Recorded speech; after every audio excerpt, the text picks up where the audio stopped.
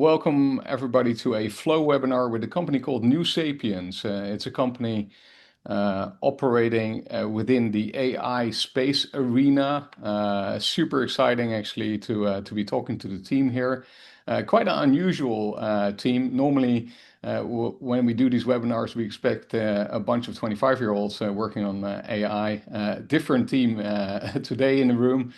Mark, can you run me through who's in the room currently and introduce us to your team members? Absolutely. First of all, Martin, thank you to Floww for hosting us.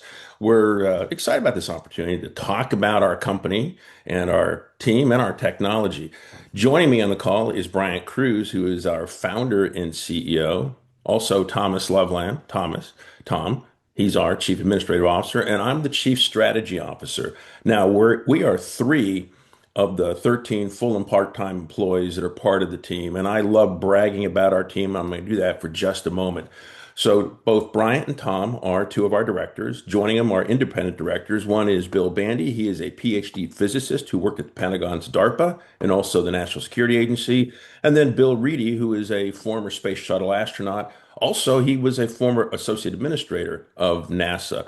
So those are our outside directors. We also have 6 advisors, and I want to emphasize our advisors are not a vanity appointment. This isn't for a resume or a CV bullet. These are people who are actively engaged and working with the company, some on a nearly daily basis. As a group, we have considerable educational experience. We've attended some of the greatest schools in the U.S., including Columbia, Harvard, Georgetown, Duke University, Johns Hopkins, St. John's College, which is where kind of our baseline of epistemology started with the Great Books program there with both Bryant, Tom, and several of our graduates, the Naval Academy, other great schools around the country. In addition to that, we have a wealth of experience in some of the major space, military, and intelligence organizations, including NASA, Naval Space Command, Naval Network Space Operations Command, the U.S. Navy. We've also had experience at CIA, DIA, also federal agencies, including the Federal Reserve Bank, the U.S. Treasury, and Congress. I would put our experience collectively against any company you can find today. So we've been very active in running the operation the last several years, but our experience goes beyond this. We have considerable I say success stories we can talk about. Collectively, we have 3 startups and exits as a group. We have 4 more startups that are continuing operating today. Some have been around for as long as 4 decades. Collectively, we hold more than 100 patents. And I got to brag about our astronauts for a moment. There are less than 380 NASA astronauts in history. 2 of them are on our team. I mentioned Bill Reedy a moment ago as one of our directors. We also have Paul Richards. Between Bill and Paul, they've collectively been on 4 space shuttle missions, logged nearly 1,000 hours in space, including 6.5 hours of spacewalking by Paul Richards. On top of this, we're pretty inventive as a group. I'm going to just list a few of the inventions that our team has been part of throughout history. One is the DataPoint 2200, the first ever desktop PC. Then there's video teleconferencing technology like we're using right now. Bill Bandy commercialized RFID technology. Also, Jack Frasnito, one of our advisors, he invented the Sandy Fresh liquid soap dispenser. I can tell you right now, those 4 inventions right now, by the end of the day, everyone will have interacted with those 4. The last one I like to talk about is the NASA pistol grip tool, which was invented by Paul Richards, one of our astronauts. If anyone on this video has used that, I'd like to know about it because you can't even find those things on eBay. So overall, we have a great team, a lot of wealth of experience and expertise. We've been there. We've run companies. We've reached the pinnacles of our professional careers, and we're looking forward to talking about the product we have today. Yeah, not to mention yourself, obviously, as a Navy commander, it kind of it completes that picture of a huge set of experience. And I think for particularly mission critical applications such as this, that experience really matters because people want to deal with people that have walk to walk and can be trusted actually with, even real lives. If you do missions actually of getting a rocket off the ground, you don't want to mess around with making a mistake here and there. Bryant, this is you've done several companies actually within this space. Why this one? And can you run us a little bit through the technology and the origination of this idea? Where does it come from? And can you explain it a little bit to the audience? Sure, Martijn, thank you. Basically, three steps for me, three companies. This is my third startup, all focused on automation in mission critical areas, although New Sapience has a broader reach even there. But I started out as a space systems engineer working on the Hubble Space Telescope program way back even before it was launched. And I was working on the mission operations contract. And when I came into the control center there for the first time, looking at how NASA operated these spacecraft, I had a background as a Navy pilot. And I was kind of horrified to see that the way they were flying these things is that, say, the electrical power system engineer had about 400 or 500 numbers he had to juggle in real time to find out what was going on with the spacecraft. And I said, there's got to be a better way. And that kind of set the tone for everything that came after. And that in the history of AI, typically you get an academic, somebody from academia, they get some theory about maybe how the human brain works, about what's important about human intelligence. And so they go off and they try to write some technology to mimic some feature of human intelligence. That's been the story of AI. I had a completely different agenda, a completely different approach. I had a real world problem I wanted to solve. So humans are smart and we had the knowledge about what the numbers meant, but our brains can't keep up with that flow of information. So I said, we need to get our knowledge into the spacecraft. So we always, in my first company, focused on knowledge. Now, the first company was back in the time when AI meant meant expert systems. The problem was the expert system platforms were too slow for real-time telemetry. So my first company built the first real-time platform for expert systems. But after a year or two, it was clear that expert systems don't scale. Second company, we tried a different approach. We kind of solved the scalability problem. For the first time, we got knowledge into the machines, and we had a hugely successful technology for automating, putting human expertise into a ground system or a satellite control system. It was very successful. Third company, New Sapience, followed quite a bit later when we thought, can we generalize this? For spacecraft and those kind of systems, we had what we call a state model. New Sapience has taken the idea of a model and expanded it to the whole world. So we are a pioneering world model company. Yeah. And that's where we are. And so if you, I think the concept of world models is not always clear to everyone. Do you mind giving the distinction between the LLMs and world model? What is the unique distinction there? Yes, that is critical, especially today. The term world model is coming more and more back into the AI conversation. But what we mean by them is distinctly different from what everybody else means by them. What we mean by a model, a world model, is directly comparable to an idea in your head. It's a product, goes back to human psychology. We all have a model of the world in our brains, and that's really kind of the world we live in as we interact with the world around us. So for us, what is that? That's ideas, concepts, knowledge. In the end, it's knowledge. Yeah. So we mean by a world model, we mean knowledge. And our whole focus in all these years and through my companies is, can we make that compact and scalable in a machine? So that's what we mean by a world model. And the distinction is obviously as well with the hallucination, where the LLM starts bringing in data from perhaps outside of the realm that a system needs to operate within, and therefore you're at risk actually of making decisions that it's not supposed to make. Critical, actually, for mission critical things. Well, that's right, because they call them large language models. That's the underlying technology for these things, LLMs. But that model is not a model of knowledge. It's not a model of the world that they have inside. It's a model of the ordering of what they call tokens, which are little bits of language, like pieces of words and punctuation that they've chopped up so that there's maybe hundreds of thousands of these tokens.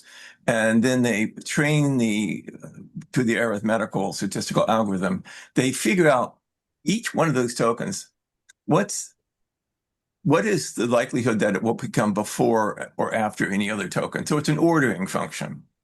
Yeah. So they were able to, let's say you give it a question, if I leave ice cream out on the table, what will happen to it? So that looks like a question to us. That's so it chops these things up into tokens. And then it tries to, throughout this huge model of word ordering sequencing, it tries to come up with a whole bunch of other tokens that are probabilistically, this fits that. So if this looks like a question, the output's going to look like an answer. And if the model's big enough, it may be an answer that human beings consider the right answer. But if human beings consider it the wrong answer, we say it's an hallucination. But that's a misnomer. It always does the same thing. It's just that the fundamental problem with LLMs is that there can never be any guaranteed relationship between the output token sequence, which we recognize as being something that we can read, and any knowledge or any actual knowledge that's in any human mind that can be verified or reasoned about. So they're fundamentally different approaches and have fundamentally different characteristics and advantages and limitations.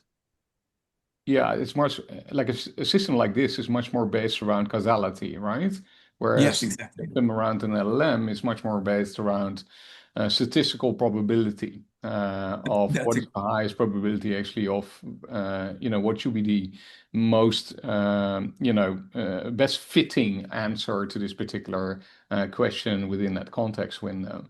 And so when we've spoken many times actually about your system. And it's so apparent from my perspective that if you have mission critical systems, you cannot, under any circumstance, have any risk of having hallucination or an outcome that is not desired.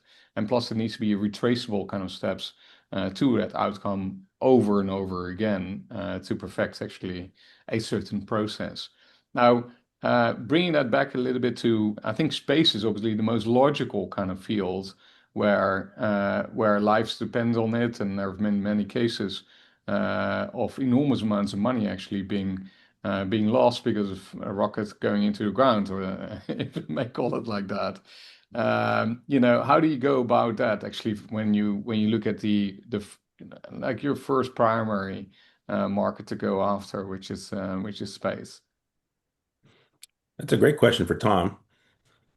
Well, yeah, we have a breadth of experience and knowledge in that domain. A lot of history there. One of the thoughts is that, well, one of the things I'm excited about this technology is that it applies pretty much everywhere in the universe. It's applicable all over the place.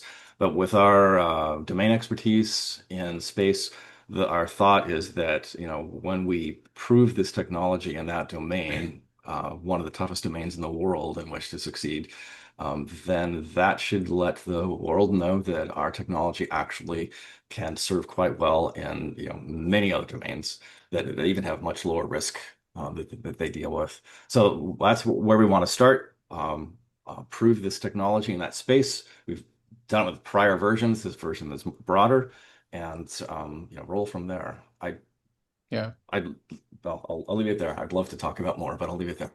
Yeah, nuclear. You mentioned nuclear facilities in the past, or telecom. Yes, and all kinds of regulated industries. There are those that have like super high critical risks and costs, and rockets going to the ground, like you suggested, nuclear power plants going awry when the human beings can't keep up with the speed of all the sensory information that's coming in to make the decisions. The system can keep up with that kind of stuff. Bryant has case studies of and prior systems that have surpassed the human's abilities and prevented some some problems in the past. The idea is that this can also, like I said, work in all kinds of regulated industries where maybe like a life won't be lost, but a corporate reputation will be lost. Yeah. Insurance and banking and so forth.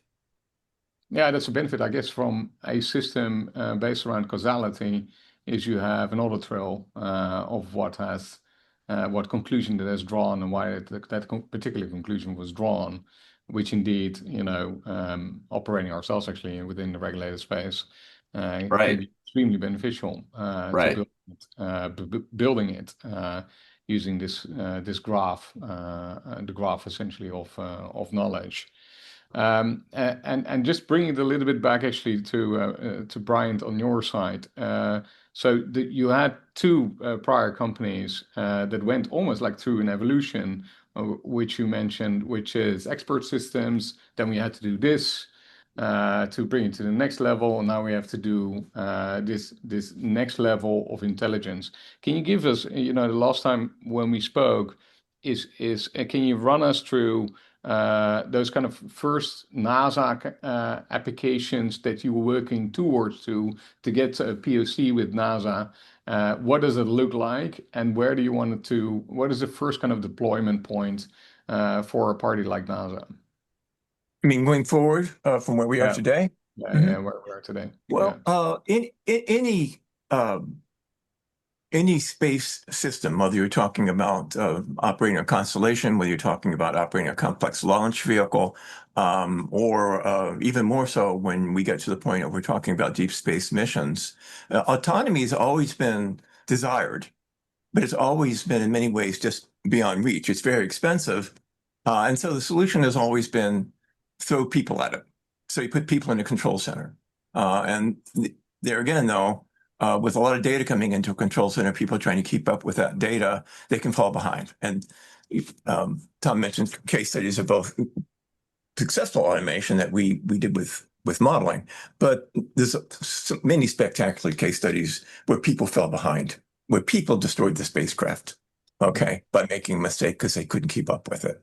So we can take their expert knowledge. And I started out with Hubble on expert systems. The old dream of expert systems was that you could capture human expertise in software, put it in a computer, and it would be there forever. And once you validated that it worked, it would never make a mistake. True. But the problem was spacecraft are very complicated, lots of telemetry. And in fact, all those mission critical systems get to be very complicated. This technology just didn't scale. Okay. Too many rules. You lost control of it. It wasn't practical.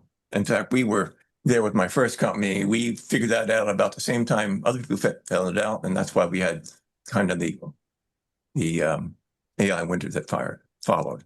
But then we found out, can we get knowledge, a second company, into the machine in a more efficient way that was really knowledge? And what we mean by that, you could get an idea in your head and you could efficiently put it into the computer. So those first systems, one-to-one correspondence between a system on a spacecraft and a software object. And the software object, then they all connected together to be a state machine mimicking or being a virtual spacecraft. It worked really, really well. And so now we had a practical technology that could make a difference. And we had some spectacular successes with that. So today we've gone even beyond that. So what does it mean to NASA today or to any operator? Well, once they would launch a rocket once a year, it didn't matter if you had 50 people in the control center. But if you want to launch 10 rockets a day, or you want to have thousands of satellites, you just can't keep throwing people at it. Now, automation of that sort is not an option anymore. It's an absolute requirement, or the whole thing is just going to come crumbling down. So we have that market just waiting for us. And we don't think there's any other technology out there that could solve it, that could solve this problem. And if we run through that process, so you have the technology itself, then you go in, there is a training period, I would imagine, sitting down with the experts actually that are in control center, for instance. Run me through that process. How long does it take? Is it a tight, how does that tight collaboration work? Run me through why air gap is relevant, for instance, those kind of concepts. Well, it starts with expertise in somebody's mind. We have a modeling environment we call MELD. It's a toolkit that you can sit down. You can sit an expert down, and with rather minimal training, you can show them how to take their own knowledge, their own expertise, starting with the fundamental concepts of that area of expertise, and they could start building up this model concept by concept using our toolkit. So you can say, we don't call it training, the AI or the Sapiens.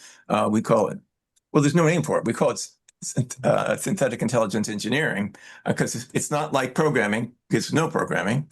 It's not like educating a human through language, because we're not using language. We're using this specific set of techniques. How it has a lot of advantages. It's quicker. It's way quicker than programming and way easier to debug. Although we do have obviously a programming element in terms of the logic. But again, the more knowledge in the model, the simpler the logic becomes. So there's a period of time. Now, when we sit down and work with our first customers, we're going to be there with them to train them. And probably we'll have people on our side of the team with domain expertise. So you take the domain expertise, you cross-train and things, and you build that model. How long? It's really quite rapid once you set it down. I think we built, in my second company, we built the entire model, the functional model to launch a launch vehicle in a few weeks, a few man weeks. Okay. That assumes you know, to have the knowledge in your head. If you don't know it, you can't put it in a machine. Yeah, yeah. And so it's basically dissecting the sort of an ontology of concepts, right? If I understand Yes. it correctly. So you have certain concepts that are, are in the heads actually of the experts. You help them dissect those concepts, and therefore the system creates sort of a semantic understanding actually of those concepts that can be fully traceable. Do I understand that correctly? It is, you have, just like a programming language, you have certain classes, and you can actually have relationships and edges between them, and therefore there's a logic that is arising as a result of that, and that logic can be repeated time and time again on other concepts that have the same characteristics. Yeah, a lot of people find the analogy of physical or chemistry to be helpful, and that these fundamental concepts that we've identified, like the nodes and the edges, the ontological ones and the epistemological ones, kind of like how atoms form molecules, and molecules form more complex molecules, and they form more substances. And the fact that there's only, 120 physical elements, and yet all of the complexity of the material world comes by being able to know how those things combine. So we've created that level of things, and then the rules by which you know that they can combine are relatively simple and straightforward. So we don't have some math or complicated algorithm, but we have lots of little chains of logic that says, oh, you want to connect this to that? Okay, this is how it has to go. Or you can't do it. So once you got that baseline, building the more and more complex ideas and more complex expertise becomes easier and easier. And always, as you build one type of application, you build a layer, and then the next one comes along and builds on top of that layer. So as you build these different applications, you are making the platform itself smarter and smarter and smarter in each individual domain, which means the time to do the next particular spacecraft and the next particular network is getting shorter and shorter. Yeah. So it builds on itself. Yeah. And just to reiterate, air gapped, for people that don't understand, is obviously keeping a system closed off any other system. Yes. And that's why, that's why an LLM currently, so the Anthropics of this world, with the existing technologies, you can't enter it because those systems are not closed off of the rest of the world, right? Yes. Your data, your information, your expertise belongs to you in this model. You layer it on top of the general knowledge that we put in there, but what's specific to your spacecraft, your mission, it runs on your machine. It could be air-capped. It doesn't have to be on the internet. We don't go. Our system runs locally. It doesn't have to go out on the internet. And you're right about what the big, AI companies are doing. And since their models are getting access to all this corporate data, they're pulling it all in and using it for their own purposes. Not good. Martijn, if I may add, every chief information officer should be excited at this point, because if it's air gapped, it means we're not vulnerable to external bad actors, which is an increasingly bigger problem every year. Yeah, the Palantir Carp, he recently mentioned in interviews as well, and shining light on, do we have control over our own IP? What do we do with that? Are we giving away too much? And obviously, that is the criticism at the moment, actually, towards the LLM. Kind of reminds me a little bit to the period where the social network actually use every little data crumble actually to paint a picture actually of a network. And obviously, there was a whole business model around that, and there was a marketing machine that was built on top of that. It's the same actually for this side, where data and knowledge is being derived whilst using it, and the control over that knowledge is out of the hands of those that are providing that knowledge to those systems. So yeah, it's very much on top of everybody's mind, and it should be. Now, in some areas, I don't think people care too much about providing some of the knowledge because it doesn't harm them too much. But when it becomes mission critical, yeah, you don't have a choice. And I think, and there will be no government in the world that would like to, have these kind of systems where they don't have full control from day one about, where that knowledge resides and how that knowledge is being used. Any other companies actually in this space that operate in a similar fashion that you are aware of? We are certainly not aware of anybody who's taken our approach to state models. Our patent searches have not turned up anything like that. There are other people who talk in a similar way, but it turns out under the hood, they're doing very different things. They may be doing semantic networks. That's not what we do. There's other people talk about world models, but they're just really artificial neural networks being trained on sensory data, pretty much, rather than language data. So no. Why? Well, I think it's just because of the unique path we followed, always focusing on solving real problems and always focusing on the notion of knowledge and making knowledge easy to capture in a machine and making it be utilizable in a very compact form.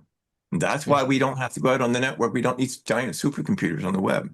We run on small computers. We can run on an iPhone for some applications. Hey, Brian, what in this journey, because it has been some journey. I don't know how many decades you've been working in this space. What was the hardest point to overcome in this journey for you? Well, I think the challenge. There was the technical challenge from the beginning, because this wasn't a problem you could solve with computer science or computer engineering in general. You had to use that, but you also had to reach out to philosophy on, epistemology, ontology, theory of knowledge, all these rather esoteric things, which is another reason why we did it and others don't, because we have our feet back in liberal arts at St. John's College in Annapolis, and so we had both sides of it. So I won't say so that was challenging, but it was rewarding. The more practical challenge in building a company at this time, really, we about the same time that we really founded New Sapiens and started to, build our prototypes and raise outside capital, LLMs came down the pipe, and they kind of captured the narrative of this is AI, this is new AI, this is where AI is going, and the investment community, jumped onto that with both feet. And after that, discussions of alternatives to that approach, the LLM conversation kind of sucked all the air out of the room. So we've had to go, grow more slowly and spend a lot of time raising capital that we could have been accelerating the business plan. So it's been a challenge. It's no mystery. And it's switching now with the narrative, the bloom coming off the rose of LLMs, with people learning, like it doesn't remember anything, and the hallucinations and RLI challenges and faux pas in the marketplace. People are starting to come to us and look. And Martin, if I may add, in addition to the industries that we have been speaking to, which make total sense, space and so forth, we've been surprised at the industries that have approached us that weren't even on our radar screen, who said, we're looking for some kind of AI solution. We know that LLMs are not it. we've heard about you. And so we've had discussions with industries that we hadn't even considered. So there is an entire body of business out there looking for a solution they know that today's LLMs cannot support. Yeah, Yeah, I think in the big picture, the excitement about LLMs has created a hunger and an expectation Yeah. for automation that technology really can't deliver on, at least not in many markets. And so that is good for us. Okay, everybody's trying to do automation now that never thought it was possible, and now they're finding that they're looking for something else in LLMs. There are areas that we can compete very, very head to head with them on. They can't even really compete with us all in mission critical areas. But even in business automation, like where they're using LLM agents in automating transaction processes, they're able to do that with LLMs, but only if they spend a huge amount of effort and money building software around those systems to filter out the mistakes. yeah, We would be very, very competitive in that whole industry starting yeah. now. Yeah, I agree. I think it all comes down to your database architecture, right? So everybody thinks that LLMs at the moment are a complete solution, which isn't the case. It's a reasoning approach to a probabilistic reasoning approach. But as a result of that, it's not something you will do where you need a deterministic outcome where it is literally over and over again the same outcome. And that is not the right toolkit to use. So I think an LLM has an amazing use case for a very wide variety of things. But you will just the SQL database. So you still continue to have a SQL database or a graph database architecture or other database architectures where you need kind of in between states where you have the SQL, which is I have something logged yes or no, and I can write it and read it and etc. And it's always the same result. Towards there's a pathway to reasoning, which is a graph, to where you have retraceability of this audit trail of how do you come to this conclusion.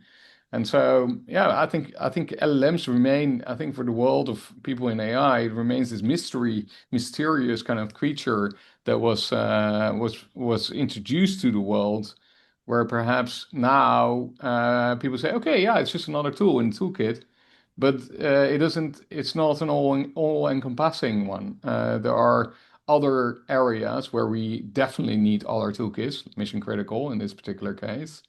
But we still need all sorts of other techniques that we have been using for since the 70s in technology. So yeah, so that's what I like about it because we speak a lot with AI companies naturally, but many will not succeed actually in their journeys.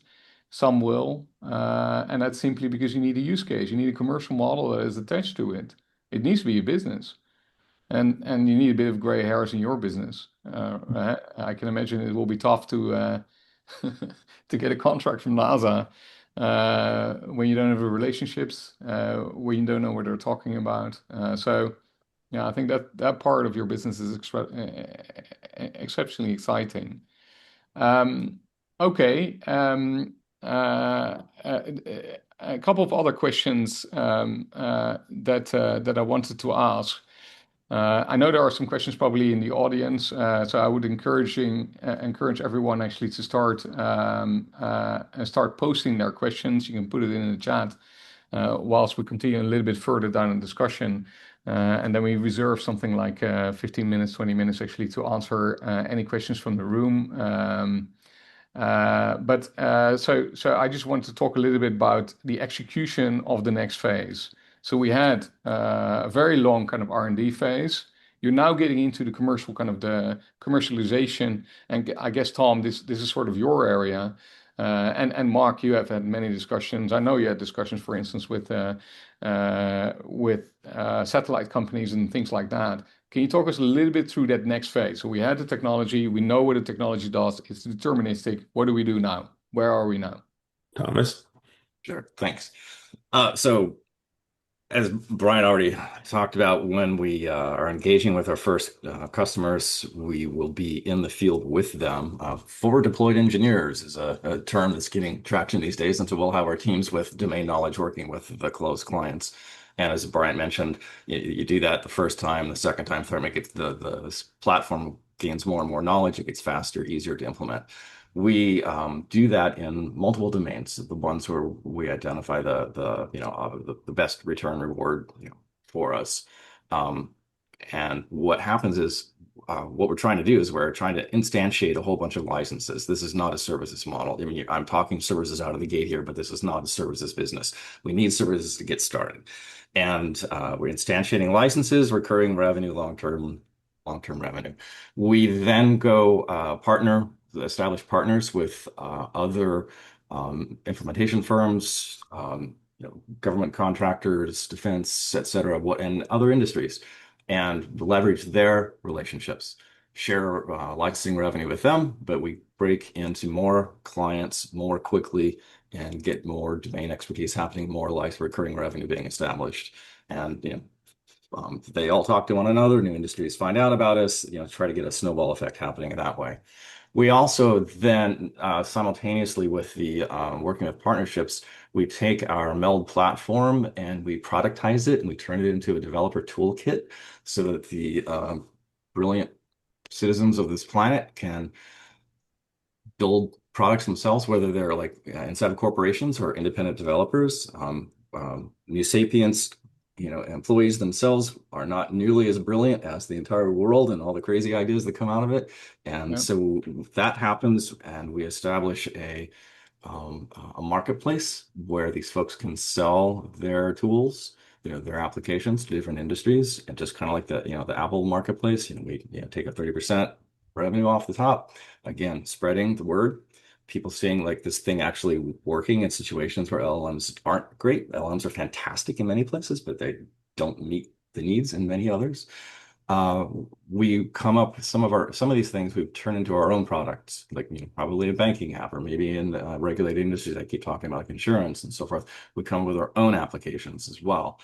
So kind of like Microsoft didn't start, well, yeah, they started with a couple applications, then they created Windows. They didn't stop with Windows. They used that platform to launch up, a whole slew of products. Same thing, Apple. They didn't stop with, iOS. They came with the App Store and all kinds of products. Similarly, our product here is a platform. The same technology supports space, insurance. At the end of the day, it'll support a companion Sapiens for in the retail market. It supports all of these things, the same platform. So we're, the first few years is heavily services revenue as we're starting to build the licensing, and it just goes up from there as we expand in all these markets using the same platform technology. Yeah. And if you break it, so a product is pretty clear, but if you break down the business model, so you have indeed the licensing fees that you're expecting. They're quite large contracts and long duration, I would imagine. I would imagine if you do a contract with NASA, it's a multi-year contract. Otherwise, we wouldn't actually spend time and resources on that. And then there's the service layer, right? So because the knowledge there is this continuous kind of discussion with the experts actually to continue to build out the knowledge base of these world models. So you have a little Oh, bit of a spectrum kind of revenue per yes. vertical. For space, as I understand, then perhaps in satellites, nuclear, and other most logical nascent kind of Right. areas. Critical command and control systems, and then broadening out from there. Yeah, yeah, yeah. Makes perfect sense. Just for our understanding, when do you expect to land that first contract? Sort of timelines. When internally, what kind of targets did you put internally for yourselves? Maybe Yeah, Mark. Yeah, I don't okay, know. go ahead. Yep. Whichever. Tom.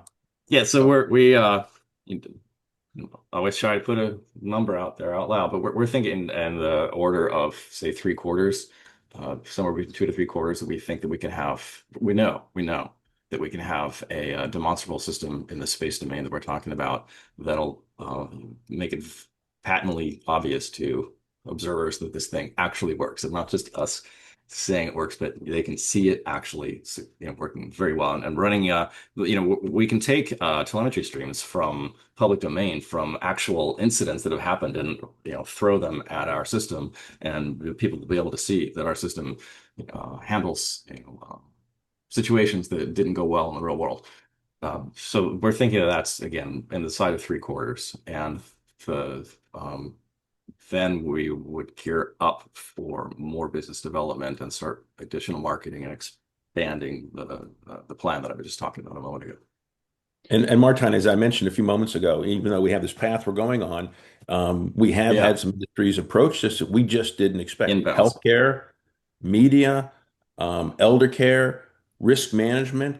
They're entities that have come to us and said, look, we need a solution right away. And so we've had conversations with them, and it's actually a welcome position to be in where there is so much need for our technology. Yeah. If I can bring it back actually to what is happening around where data resides. So it's a big topic in Europe. I'm calling from the States, but so does it? I can imagine it works in your favor because it's a because it is air gapped. It's a contained system. Data can reside wherever. So it doesn't necessarily have to be just in the States. Your application layer would fit very well anywhere where you have some data controls across borders, right? So it doesn't have to be just here. It can be No. in other areas just as easily because it's by design. You don't have that problem around data residency. Well, one of the applications in spacecraft, of course, where this is relevant to is deep spacecraft, where you don't have constant communication with humans on the ground. Yes. The whole system has to be self-contained, has to be truly intelligent. Our first demonstration system that we're working on to break into this current space industry with a virtual spacecraft that we can put inside of our platform. Might look a lot like, one of these science fiction robots, controlling a spacecraft autonomously without people in the loop. Because in deep space, you can't get people in the loop unless they're on board, obviously. Yeah.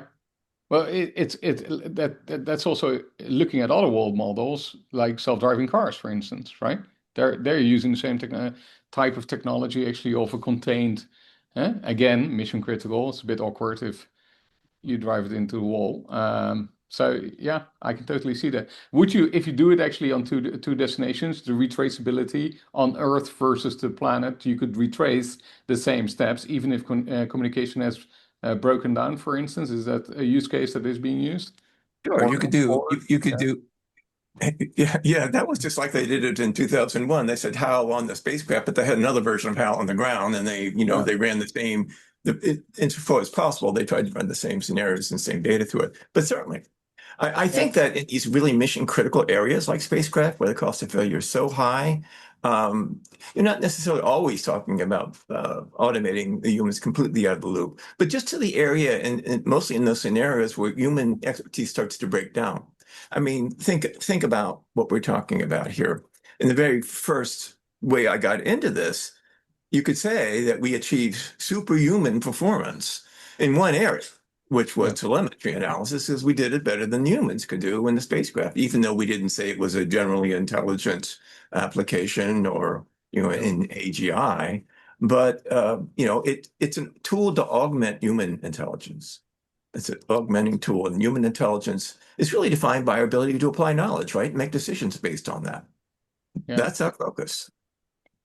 Yeah, and I can imagine if you, in certain fields, if the knowledge still continues to reside in the heads of the people, yeah, you have a retention problem potentially when people actually leave a certain industry. So you need to start creating structural knowledge. It takes me back 25 years ago when I wrote my thesis on this. But but you need to start containing it out of the human head, create a logic around it, so that it can be actually, extrapolated across newcomers that actually are entering the field. Exactly.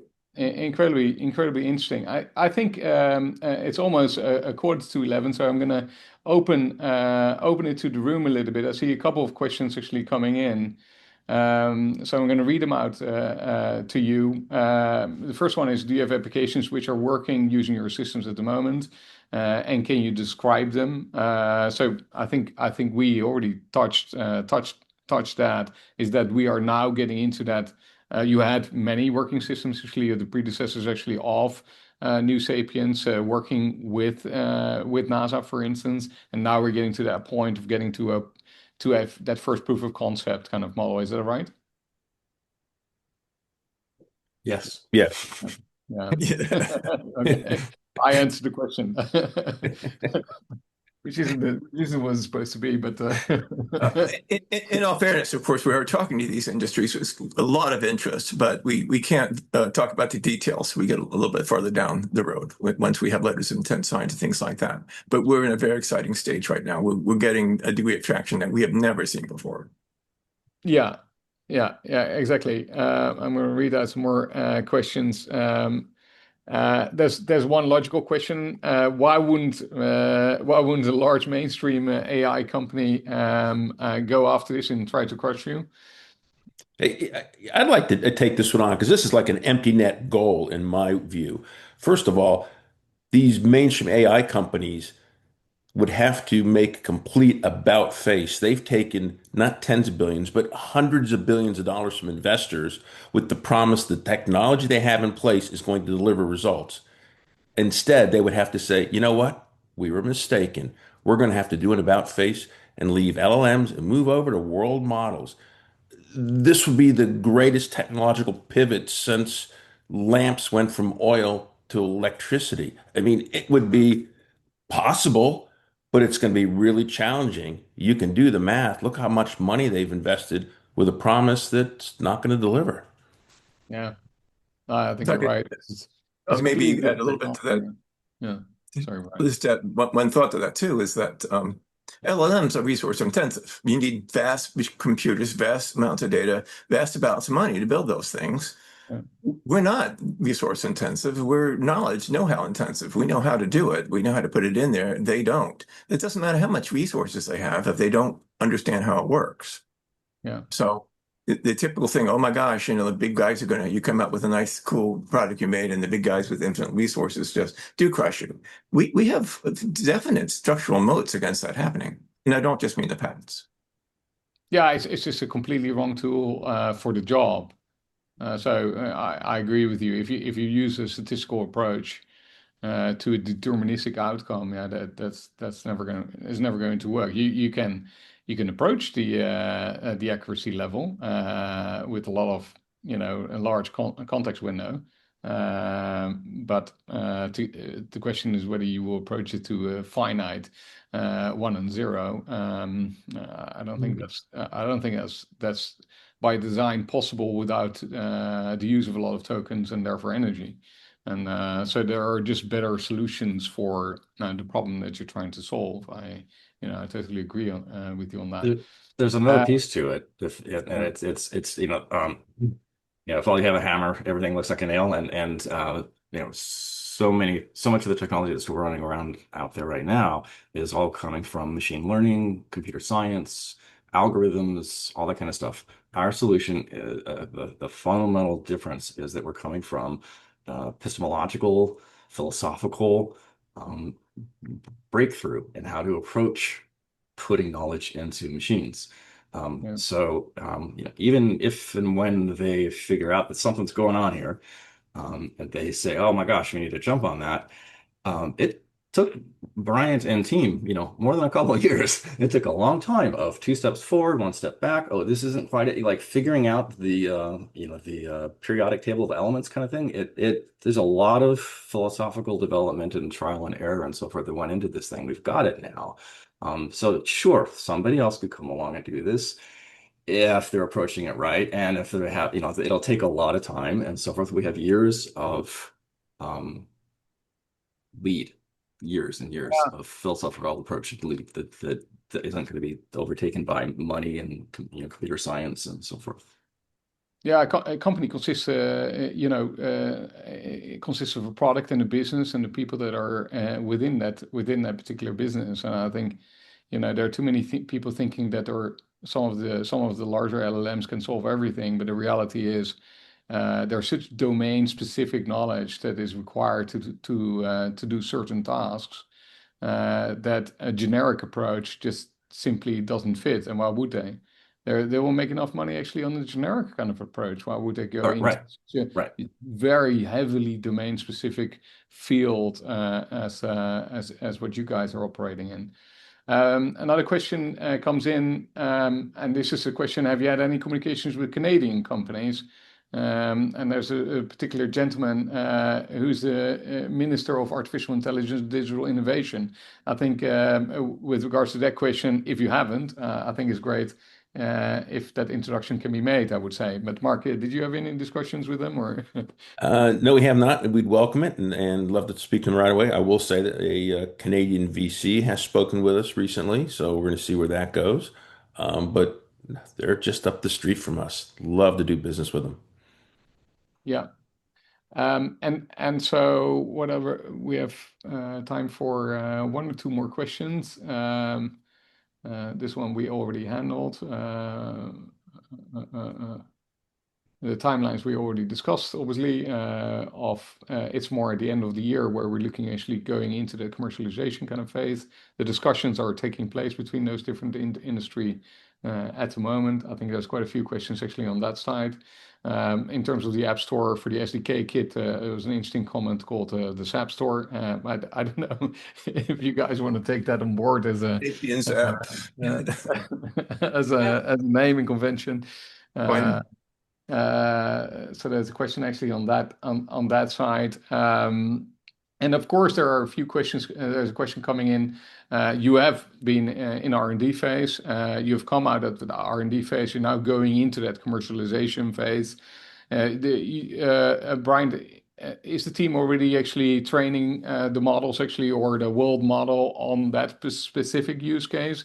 And perhaps can you shine a little bit more light, because I still get a question coming in where somebody says, okay, yeah, amazing ideas. Where are we to that kind of switch from idea to commercialization? Well, I think that's a good question, and I also might interpret the thrust behind that is, okay, this is synthetic intelligence and AI. Well, just how smart is it? How far have you gotten up that ladder? And that question, of course, is depending on with respect to what and in what area of application. One thing people think about and talk about is, well, what about, you talk about natural language comprehension. At what grade level are you yet in terms of that? Well, we're still pretty early. I mean, we're getting close to being having language comprehension of a first grader, a 5-year-old. Okay, Yeah. but we don't have to for all these applications. Some of our applications don't even require natural language. Okay, some do, but anyway, even a 5-year-old with a perfect memory is a very useful thing to endow a machine with in terms of as a conversational user interface. And then in areas where you have a specific application, you can build out and broaden your language comprehension to be able to converse in natural language in that more narrow domain. And that's just part of building out an app for us. We're already doing that. For instance, we're building a small demonstration app. So you can, for the first time, the Sapiens can go out and get information off the internet if you say, what's the weather going to be? And that's, again, we're teaching it about how to talk about weather and, meteorological conditions and all that. It goes pretty fast. Now, in terms of the business case and where we are there, this is always about the platform. The platform is ready today to build complicated applications with expert knowledge in them. All we have to do is put the knowledge in them. So which app are we going for? Well, we're going for a space application first. By later in this year, at the end of the year, we'll be able to demonstrate, I think, comprehensively that we have built an automated space operations application that can do what no one else can do. So the platform is ready, but for any platform, you have to put the mission-specific or application-specific knowledge into it. So we're ready to do business, and we're open for business now. I think you said one thing which resonates well, and that is perfect memory, right? So I think a lot of people are still of this notion that AI can solve everything, world hunger, and etc. But you need, in certain areas, you need perfect knowledge. And it's not about, you need a different kind of application layer actually for that.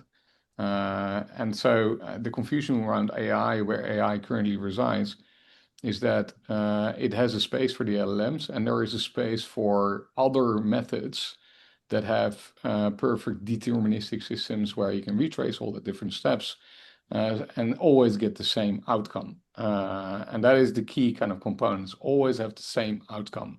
And that is not something you can do with an LLM. And I think I'll leave it actually on that side. Any questions actually for any of you guys in the room before I close off the session? Anything that we missed out that we think we need to land over here? I'd love to just double tap on what you just said, that the Sapiens have perfect memory. It's like the perfect student. It doesn't forget anything that you teach it. So it just gets more and more and more knowledgeable. It just forgets nothing. So I'll just leave it there. Yeah. Yeah, I think we can leave it. We can leave with that. Great session. I really enjoyed that.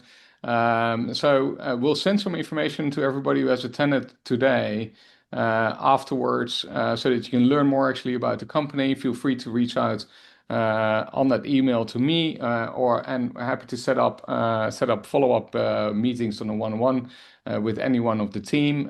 Today's session we capped it. And so there were many people that couldn't attend today because we capped it at an attendance today. So we'll do a couple of more sessions for those that couldn't attend. If you have a friend that wanted to attend and wasn't able to attend today. Thank you very much, and we'll see you in the next session. Thank you. Thank you, Martijn. Thank you, everyone. Thanks, guys.